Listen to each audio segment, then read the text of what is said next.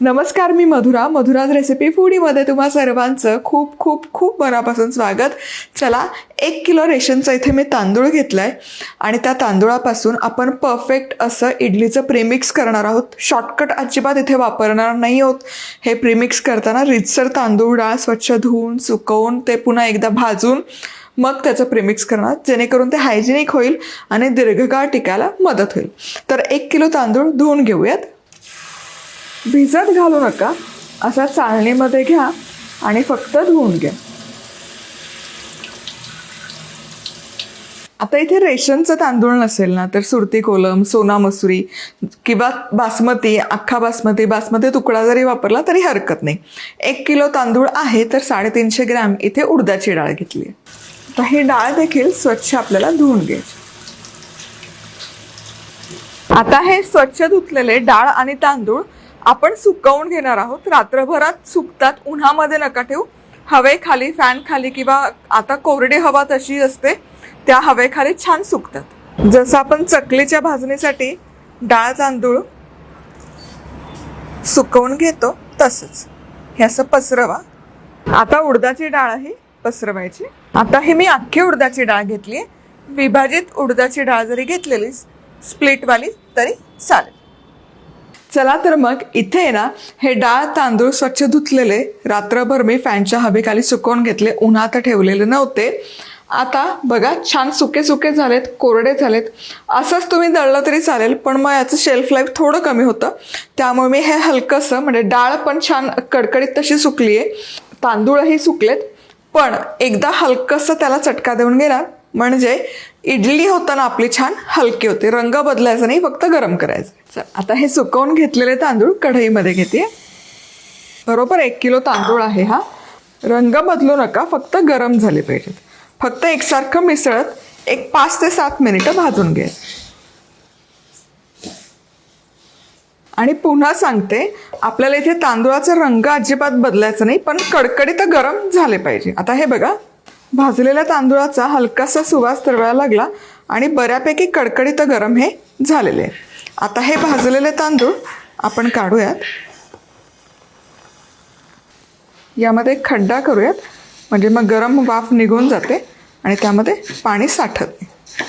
आता याच कढईमध्ये ही उडदाची डाळ घालूयात. हे देखील भाजून घ्यायचे. चला, डाळ ही भाजून झाली. डाळीचाही रंग बदलला नाही पाहिजे. बरं, आता कुंड्यामध्ये ही भाजलेली डाळ काढायची आणि यालाही मध्ये हलकंसं खड्डा करायचा, म्हणजे गरम वाफ निघून जाते आणि भाजलेल्या पदार्थांमध्ये ओलसरपणा राहत नाही. आता याच कढईमध्ये 2 कप पोहे भाजून घ्यायचे. पोह्यांमुळे इडली फार हलकी होते आणि दिवसभर जरी ठेवली तरी मऊ राहायला मदत होते. मी पातळ चिवड्याचे पोहे घेतलेत, पण घरात जाड पोहे असतील ते वापरले तरी चालेल, किंवा मुरमुरे वापरा. चांगले कुरकुरीत करून घ्यायचे. चला, पोहे पण भाजून झाले. आता गॅस बंद करते. हे बघा छान कुरकुरीत झालेत. चला, आधी तांदूळाचा रवा काढून घेऊयात. आधी भाजलेले तांदूळ मिक्सरच्या भांड्यात काढून घेऊयात. एका वेळेस खूप नका टाकू, म्हणजे रवा छान होईल. चला, आता हे मिक्सरला फिरवून घ्यायचं.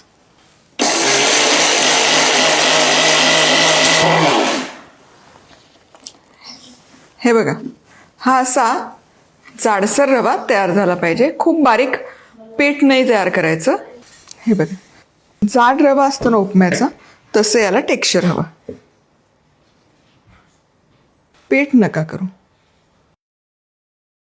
आता याच प्रकारे सगळा तांदूळाचा रवा काढून घ्यायचा. आता डाळही वाटून घ्यायची. डाळ वाटताना थोडीशी बारीक वाटायची.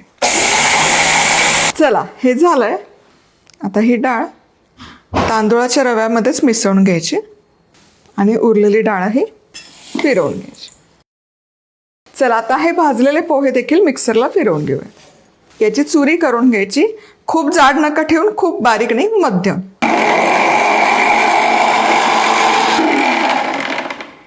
चला, हे पण तयार आहे. हे देखील यावर मिसळूयात. चला आता इन्स्टंट प्रीमिक्स करतोय, तर याला आपल्याला लिव्हनिंग एजंट म्हणजे इडली फुगण्यासाठी काही घटक घालावे लागतात. तर इथे 30 ग्रॅम म्हणजेच साधारण 1 टेबलस्पून सायट्रिक ॲसिड आहे. 1 टेबलस्पून सायट्रिक ॲसिड आहे म्हणजे 30 ग्रॅम. तर 2 टेबलस्पून साखर घालायची आणि खायचा सोडा अर्धा टेबलस्पून इतकाच, जास्त नाही. आता हे मिसळायचं. हे बघा, ही छान अशी पावडर तयार होते. आता हे मिश्रण या प्रीमिक्समध्ये घालूयात. यामध्ये 2 tablespoon fruit salt, Eno fruit salt आणि चवीपुरतं मीठ, 1 टेबलस्पून मीठ.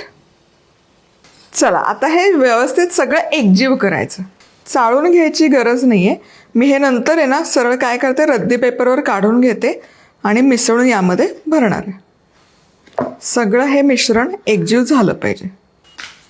चला, हे इडली प्रीमिक्स तयार आहे. आता हे हवाबंद डब्यात किंवा काचेच्या बरणीमध्ये भरून ठेवा. 3 ते 4 महिने व्यवस्थित टिकतं. न याला जाळी लागते, न आळी लागते, न त्याचा इफेक्ट कमी होतो. आणि हे ना तुम्ही विक्रीसाठी म्हणून पण ठेवू शकता. अगदी परफेक्ट होतात इडल्या, तुम्हाला सांगते. चला आता इडली तयार करूयात. चला आता इडली प्रीमिक्स वापरून इडलीचं पीठ करूयात. पण त्याआधी इथे इडली कुकरमध्ये पाणी गरम करायला ठेवलं आहे. सगळी तयारी करायची म्हणजे पटापट भरायचं आणि लगेच कुकरला लावायचं. तर याला तेल लावून घेऊयात म्हणजे इडली चिकटणार नाही.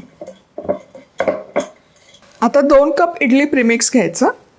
आता यामध्ये ना दही वगैरे इतर काहीच घालायची गरज नाही. पाणी घालायचं. पाणी घातलं की बघा याला लगेच बुडबुडे यायला सुरुवात झाली. 2 कप आता इडलीचं प्रीमिक्स होतं, तर इथे बरोबर 3 कप पाण्याचा मी वापर केला आहे. पाणी घातलं की बघा याला भरपूर असा फेस येतो. आता आहे ना हे 10 मिनिटं तरी किमान मुरण्यासाठी ठेवायचं, म्हणजे इडलीचा रवा किंवा बाकीचे सगळे जिन्नस आहेत ते छान फुलतात. आता इथे हे 10 मिनिटं मुरल्यावर बघा छान विकतचं इडलीचं पीठ असतं की नाही, अगदी तसं ते दिसतंय. छान पांढरं शुभ्र दिसतंय की नाही, परफेक्ट. आता लगोलग ही इडलीची प्लेट घ्यायची. यामध्ये हे भरून घ्यायचं. थोडं कमी भरते तर ते खूप फुगेल. इडली कुकरमध्ये पाणी गरम करून घेतलंच आहे. आता या उकळत्या पाण्यामध्ये लगोलग हा प्रीमिक्सचा ट्रे ठेवायचा. हे बघा खाली असं आहे ना गरम गरम उकळतं पाणी हवं आणि मगच यामध्ये हे इडलीचं स्टँड ठेवायचं. झाकण ठेवायचं आणि मोठ्या आचेवर 10 मिनिटं हे वाफवून घ्यायचं. खूप जास्त वेळ नका करू. ओव्हरकुक केलं ना की काय प्रॉब्लेम होतो सांगते, ती दाठर होते इडली, चिवट होते, कडक होते. मऊ लुसलुशीत हवी असेल तर ओव्हरकुक अजिबात करायचं नाही. आणि गरम गरम खाली इडलीच्या भांड्यातलं पाणी असेल तेव्हाच पात्र त्यामध्ये गेलं पाहिजे.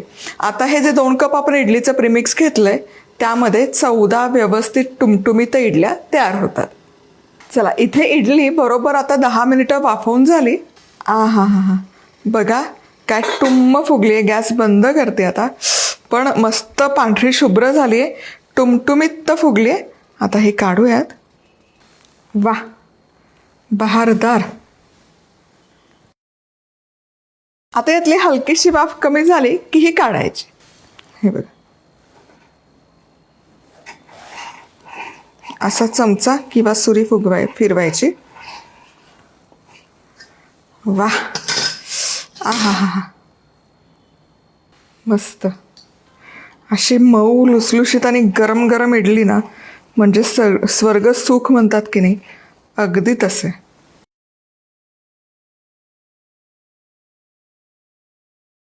हा इडली काय दिसतात बहारदार, कमाल होतात, मऊ लुसलुशीत जाळीदार अगदी. आणि तुम्हाला सांगते तुमचा मुलगा परदेशात जात असेल किंवा नवरा कुठेतरी दुसरीकडे नोकरी करत असेल किंवा स्वतःच्या सोयीसाठी हे प्रीमिक्स तुम्ही करू शकता. यामध्ये आपण काही असे शरीरासाठी घातक इतर इन्ग्रेडियंट काही घातलेले नाही आणि होममेड आहे त्यामुळे सेफ आहे. पुन्हा भेटूयात. जाता जाता पटकन सबस्क्राईब करा. तोवर मस्त रहा, खुश रहा, आनंदी रहा, सगळ्यात महत्त्वाचं खात राहा.